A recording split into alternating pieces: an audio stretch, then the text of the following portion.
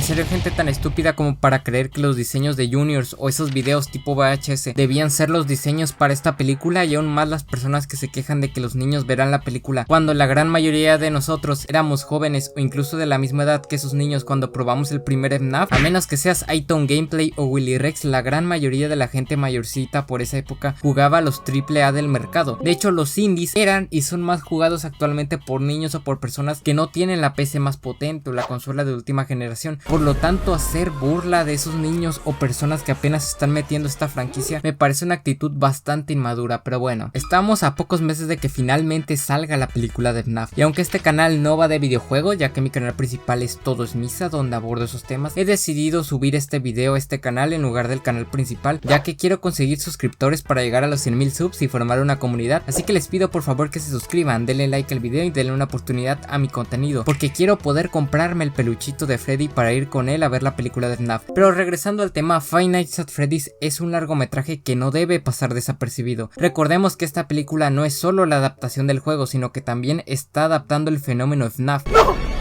¡Tú deberías estar muerto! ¡Yo te vi morir! ¡William!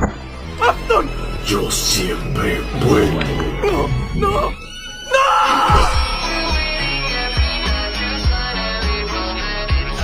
Si bien ciertamente el diseño de los animatrónicos se ven un tanto curiosos, la historia también parece que tomará sus libertades. Sin embargo, honestamente, la película no tiene la obligación de adaptar la cronología de J, ni los libros, ni cumplir todas las teorías. La única y verdadera obligación que tiene esta película es ser una buena, no decente ni pasable, sino una muy buena película. Este proyecto ha sido planificado desde 2015 y Scott ha trabajado en bastantes reescrituras, incluso es su último proyecto para esta franquicia, por lo que no debe fallar. Tampoco quiero una película incompleta que se cuelgue de los libros o los videojuegos para funcionar, ni que dependa de una posible secuela de la película. Quiero que la trama se autoconcluya, al menos en parte, porque aunque dije que este largometraje no necesariamente tiene la obligación de cumplir todas las teorías que la comunidad ha hecho durante años, aún así estas teorías son elementos que el guión puede usar para estar bien estructurado. Lo que quiero decir es que no hay excusa para hacer una mala película, ni que su guión deje que desear. Este proyecto tiene la obligación de ser espectacular. Ciertamente el diseño de los animatrónicos se ven bastantes